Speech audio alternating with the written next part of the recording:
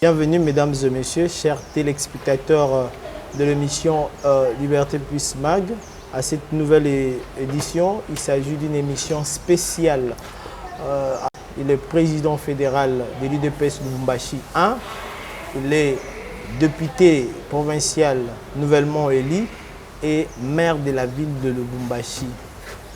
Lui, c'est Monsieur Martin Kazembe Choula, à qui je dis déjà bonjour, Monsieur Martin. Bonjour, Monsieur le journaliste. Très heureux de vous recevoir. Moi également. Je disais tantôt que vous êtes président fédéral de l'UDPS Lubumbashi. Et plus particulièrement notre fédération Lubumbashi 1, parce que ce qu'il faut savoir, à l'époque, la ville de Lubumbashi n'avait qu'une seule fédération. Et il a plu à la haute hiérarchie d'éclater la fédération de Lubumbashi en 3 fédérations. Tout évolue bien, la santé est bonne au sein de notre parti. Alors, est-ce que vous avez évoqué ici cet éclatement, puisque l'idéal était d'arriver à une bonne organisation du parti. Est-ce qu'après quelques mois de cet éclatement, pouvons-nous dire que cette mesure a été quand même salvatrice? Bien sûr, c'était une mesure salvatrice. Il a plu à l'autorité du parti, aujourd'hui représentée par l'honorable Kabuya Chilumba, Augustin, AK47, qui est notre responsable direct, d'éclater cette fédération de Lubumbashi en 3.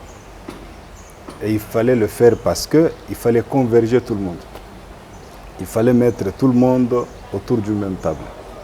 Ça payait, c'est ce qui a fait que ça produit des résultats que nous avons aujourd'hui dans la ville de Lubumbashi, que ce soit aux élections. Donc là, nous louons en passant les initiatives salvatrices de notre secrétaire général, celui qui assume la présidence du parti, Augustin Kabuya, un monsieur dynamique au sein de notre parti.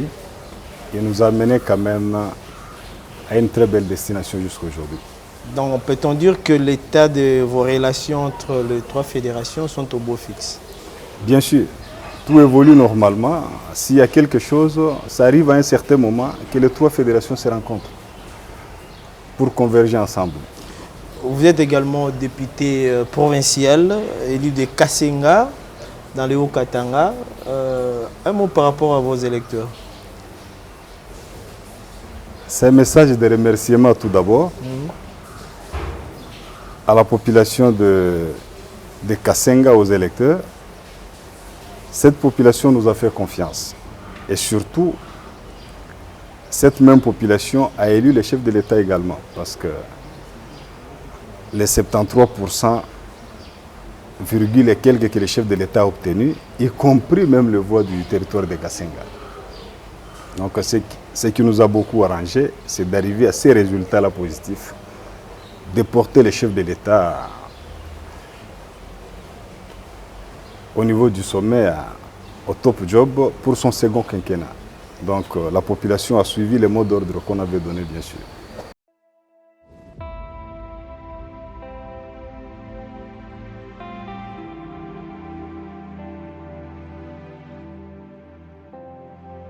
Voici l'homme qui inspire cette fois-ci la confiance de la population du territoire de Kasenga. Il est plus proche d'elle. Il a convaincu plus d'une personne par des actions sociales et de développement à impact visible au profit de ses frères et sœurs. Martin Kazembe Choula se distingue par son sens élevé des partages. C'est la raison de son périple dans les coins et recoins du territoire de Kasenga. Les voici à Kasomeno, un village situé à plus ou moins 150 km de Lubumbashi, sur la route Kasenga. À ses côtés, Madame son épouse Cécile Kazembe. Il procède à la remise des ballons et des varaises en prévision de la compétition sportive prévue ici dans un laps de temps. À cela s'ajoute une importante somme d'argent pour les 3 premières équipes gagnantes.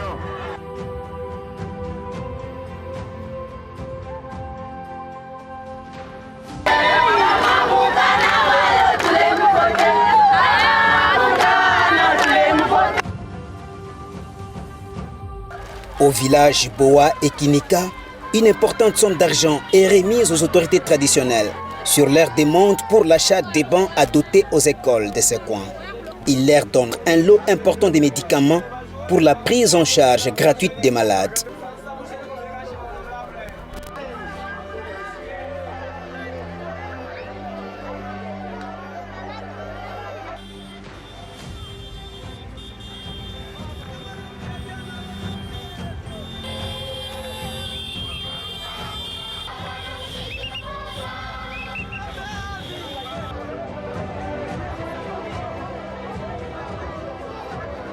Martin Kazembe-Choula poursuit son chemin jusqu'au village Sangué où il est accueilli en triomphe. Il reçoit les dons des œufs des mains des habitants de ces villages. Symbole très significatif qui traduit la bénédiction et l'acceptation. Il leur donne à son tour un lot important de médicaments pour la prise en charge gratuite des malades. Kabiacha, une autre étape franchie par Martin Kazembe-Choula, accueilli par le chef de secteur Gos Kapia Moussati. Il ne fait pas de promesses. Il donne des médicaments au médecin directeur, Dr Joseph Kibambé, pour les soins des patients. Nous disons merci au maire de la ville pour les gestes qu'il vient de poser pour la population de Kabiacha. Nous n'allons pas les laisser aussi orphelins. Nous allons les soutenir pendant les élections pour qu'ils puissent avoir une base forte encore ici, afin que ces villages puissent encore aller de l'avant. D'abord, je remercie à tout droit le président, son Excellence Félix Tshisekedi Tshilombo, qui a porté les choix sur lui, afin qu'il puisse être maire de la ville, et qui a porté aussi les choix sur nous, que nous sommes aujourd'hui chefs de secteur de Bakunda. Voilà un geste combien louable qui vient de poser en matière de santé, qui est le socle du développement, parce que quand on n'est pas en bonne santé, on ne peut pas cultiver. Sinon, nous sommes très reconnaissants, très impressionnés pour ces gestes combien louables. Que nous, en tant qu'autorité de l'entité, nous soutenons la vision du chef de l'État et nous soutenons le maire de la ville pour qu'il puisse aller de l'avant afin que les bonnes choses se perpétuent. Sur les champs, les joueurs posent les problèmes d'équipement sportif. Et c'est fait le plus vite possible.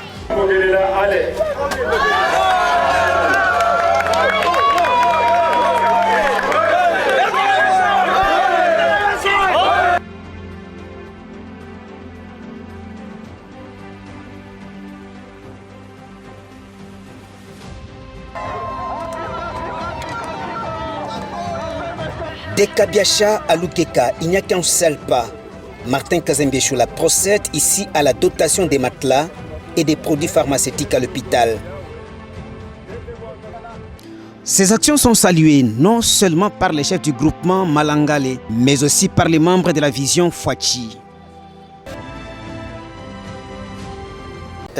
Cette population peut attendre quoi de son représentant que vous êtes?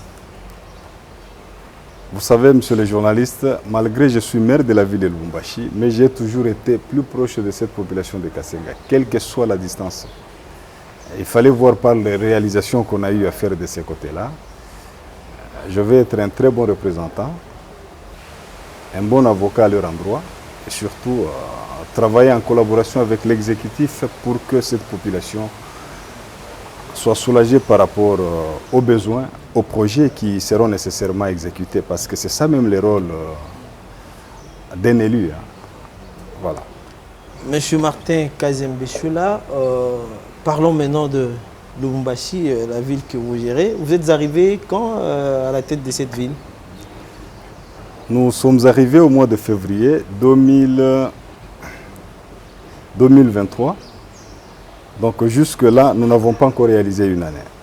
Donc nous avons moins d'une année au niveau de la tête de la ville de Lubumbashi. Mais moins d'une année, est-ce que vos potentiels adversaires, vos dictateurs, si je peux le dire comme ça, disent que vous n'avez pas un bilan à présenter, que Martin Kazembe-Choula n'a absolument rien fait de cette ville? Qu'est-ce que vous pouvez leur dire? Bon, chacun est libre de mettre son opinion, mais néanmoins, on peut faire une étude comparative par rapport à l'état dans lequel on a trouvé cette ville de Lubumbashi. Tout d'abord, au moment qu'on prenait nos fonctions. Sur le plan environnementale, donc dans le cadre d'assainissement, il faut voir, les images sont là. Et nous sommes en train d'allouer nos efforts pour redorer néanmoins l'image de cette ville. Mais ce que nous devons retenir, la ville de Lubumbashi d'hier et la ville de Lubumbashi d'aujourd'hui, nous évoluons dans deux contextes différents. Nous, on a pris le pouvoir dans un contexte purement électoral et qu'il ne fallait pas être trop dur parce qu'on était en train de gérer cette population-là. Et par rapport aux moyens qu'on a eu à mobiliser, on a eu à faire quelque chose qui n'a jamais été fait depuis que la ville de Lubumbashi existe.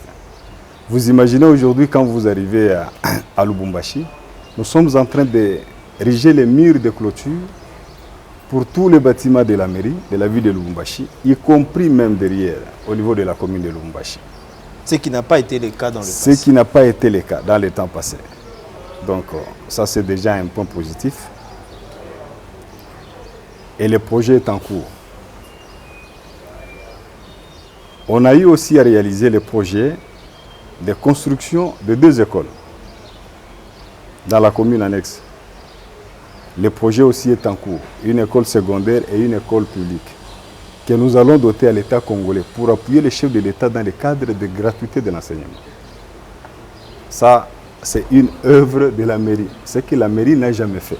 Pour la première fois, nous tenons à remercier d'abord le président de la République, Félix-Antoine Tshisekedi Tshilombo, de nous avoir donné de bonnes personnes comme Martin Kazembe. Il nous a donné l'école ici à Kilimansimba pour la gratuité. Mimi nafurahi sana juu ya masomo Papa Kazembe pamoja na president de la République Fati Beton banakuwa kutuyengea mu quartier Kilimansimba. Huku quartier Kilimansimba tuko na mateso ya masomo. Sasa mimi naona ke papa anakuwa kutuwekea masomo ya bule. Mimi nampikia Papa Kazembe merci ya mingi pamoja na Fati Beton, Fati Tramotina. Sasa mimi naona Papa Kazembe anatuletea masomo ya bule na president de la République Mungu abaongezee mashiko ya mingi. Pour votre information également, la mairie de Lubumbashi, depuis que nous l'avons prise, depuis que nous avons pris nos fonctions, je vous informe qu'il n'y avait aucun camion anti-incendie. Tous les cas d'incendie qu'on a eu à enregistrer, la mairie a toujours fait recours aux partenaires pour nous venir en aide avec les camions. À travers notre esprit managérial, on a eu à passer la commande d'un camion anti-incendie. Pimpa neuf de 12 ml. Des réservoirs y compris, 10 000 pour l'eau et 2 000 pour la mousse. Tout y compris, les camions dans 4 jours, parce qu'on m'a signalé que les camions étaient au niveau de Dar Salam, les camions sont déjà en cours de route. Vous allez voir les images qui sont là. Avant la fin de ce mois de janvier, nous aurons notre camion. C'est pour lutter contre les cas d'incendie.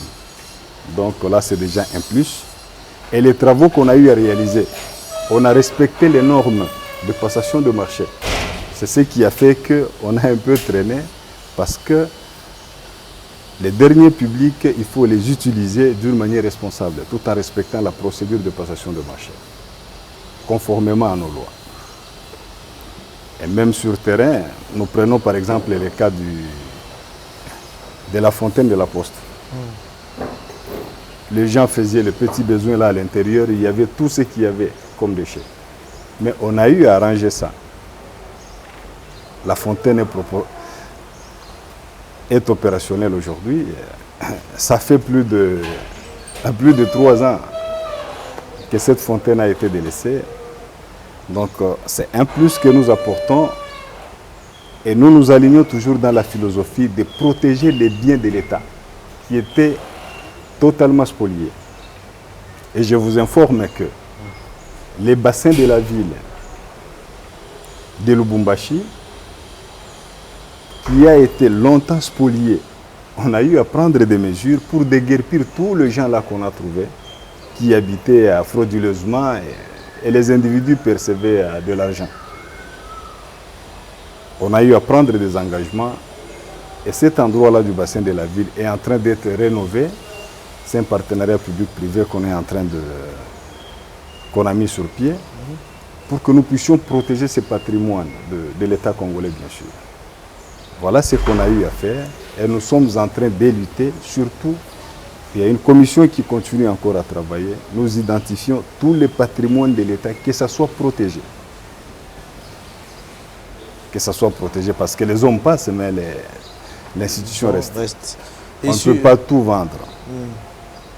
Et un autre aspect que je peux vous ajouter, la mairie, depuis que nous sommes là, elle a connu des réformes considérables. On a trouvé, les gens étaient habitués à percevoir l'argent à la main des petites taxes là qu'il y avait. On a tout bancarisé. Aujourd'hui, quand vous arrivez, même les permis d'inhumation, ce ne sont pas des individus qui perçoivent manuellement. Il y a une banque qui est là, qui collecte et tout est canalisé à la banque. Donc, d'une manière ramassée, ce sont des efforts qu'on a eu quand même à consentir pour que la ville de Lubumbashi redore quand même cette image telle que nous l'appelons Lubumbashi Wantashi, bien sûr. Mais ce que nous devons mettre en tête, la ville de Lubumbashi est en train de connaître une croissance démographique terrible. Et nous sommes en train de vivre dans une diversité culturelle. Il y a tout le monde là chez nous. Donc ça a de l'impact aussi sur le plan environnemental, sanitaire, parce que les même gens sur le plan sécuritaire, vous n'avez pas évoqué ça ici. Même sur le plan sécuritaire, bien sûr. Sur le plan sécuritaire, bien sûr, nous fournissons beaucoup d'efforts. Je vous informe que surtout pendant cette période électorale, les gens pensaient que la ville de Lubumbashi allait être une ville très sanguinaire, mais il y a moins. Nous sommes arrivés à mettre toutes les communautés autour d'une même table parce que nous prenons toujours la cohabitation pacifique, telle que voulue par les chefs de l'État. Et il y a eu moins de dégâts parce qu'on prenait toujours des mesures préventives. Et même actuellement, nous travaillons en collaboration avec les services de sécurité que nous saluons en passant. Voilà d'emblée. Monsieur le maire de la ville de Lubumbashi, président fédéral de l'UDPS Lubumbashi 1 et député provincial de l'UDKASENGA, député provincial nouvellement élu, il faut bien les souligner. Nous avons fini cette émission que j'ai appelée une émission spéciale. Je pense qu'on va vous prendre dans les jours à venir pour parler aussi de votre avenir politique. Mais pour aujourd'hui, je pense que nous avons terminé cette émission. Nous ne savons pas si vous avez quelque chose à ajouter par rapport à cette édition. C'est un signe de gratitude tout d'abord au chef de l'État, celui qui avait placé sa confiance à ma modeste personne, mais nommé maire de la ville de Lubumbashi, et aussi aux autorités de mon parti, de ma formation politique, en l'occurrence le secrétaire général qui fait l'intérim de la présidence au sein de l'UDPS Tshisekedi, Augustin Kabouya, que je dis sincèrement merci beaucoup pour leur encadrement et pour tout ce qui a été fait pour moi. Voilà. Et je souhaite une bonne année pour les autres, que nous puissions accompagner le chef de l'État et nous sommes disposés à l'accompagner pour persévérer, pour faire avancer toujours ces initiatives de conserver les acquis du développement de notre pays. Merci beaucoup, M. Merci. Ainsi se referme cette émission. Mesdames et messieurs, on se retrouve prochainement pour une nouvelle édition. Merci. Merci beaucoup.